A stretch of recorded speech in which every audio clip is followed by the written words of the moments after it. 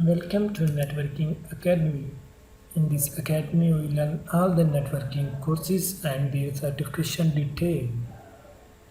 We learn CCNA routing and switching, CCNA security, CCNP security, and CCIE security, and MCS 2016.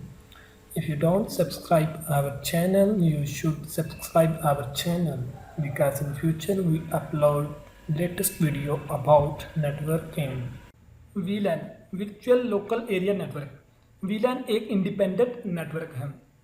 मिसाल के तौर पर एक बिल्डिंग या एक ऑफिस के अंदर आपके पास मल्टीपल डिपार्टमेंट हैं और आप चाहते हैं कि हर डिपार्टमेंट का एक सेपरेट नेटवर्क हो।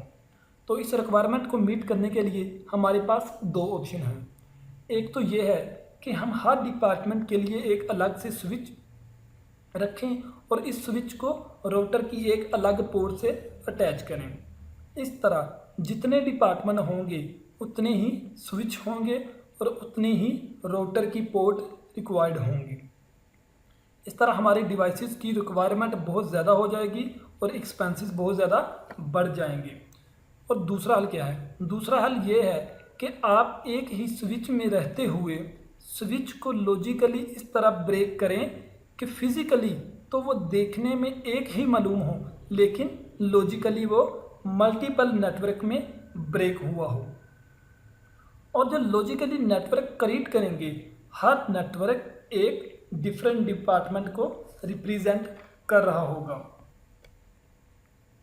जब हम लेयर 2 की बात करते हैं तो इसमें एक नेटवर्क दूसरे नेटवर्क से कम्युनिकेट नहीं करता। इस तरह हम अपना टारगेट भी अचीव कर लेंगे और हमारा जो इंफ्रास्ट्रक्चर होगा वो भी बहुत छोटा होगा और हम उसे आसानी से मैनेज कर सकते हैं। क्योंकि अगर बहुत ज़्यादा बड़ा इंफ्रास्ट्रक्चर होगा तो हमें उसके लिए एम्प्लॉयज़ भी बहुत ज़्यादा हायर करने पड़ेंगे और उसे मैनेज करना भी बहुत ज़्यादा मुश्किल होगा और ज़्यादा स्विचेस लगाने की वजह से हमारी कॉस्ट भी बढ़ जाएगी।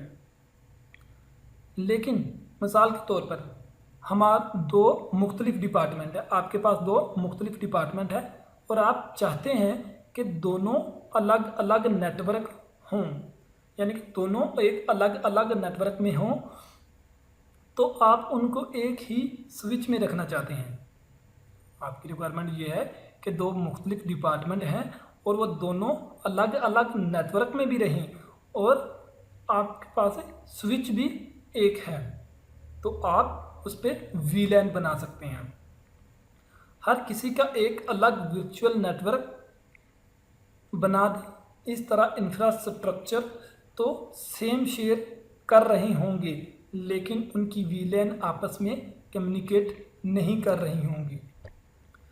One of the major point, हम जिसका VLAN बनाएंगे वो हमारी ब्रॉडकास्ट को मिनिमाइज़ कर रहा होगा। आपको पता है कि एक स्विच में एक ब्रॉडकास्ट डोमेन होती है। बाय डिफ़ॉल्ट जो स्विच की नेचर है वो ब्रॉडकास्ट को फॉरवर्ड करना है। तो आप जब भी VLAN बनाएंगे तो एक VLAN दूसरी VLAN से कम्युनिकेट नहीं कर सकती। ऐसा समझ लें कि एक VLAN एक नेटवर्क और दूसरी VLAN दूसरे नेटवर्क पे है और जब ब्रॉडकास्ट होगा तो एक सबनेट दूसरे सबनेट में नहीं जाएगा। तो ये थी VLAN।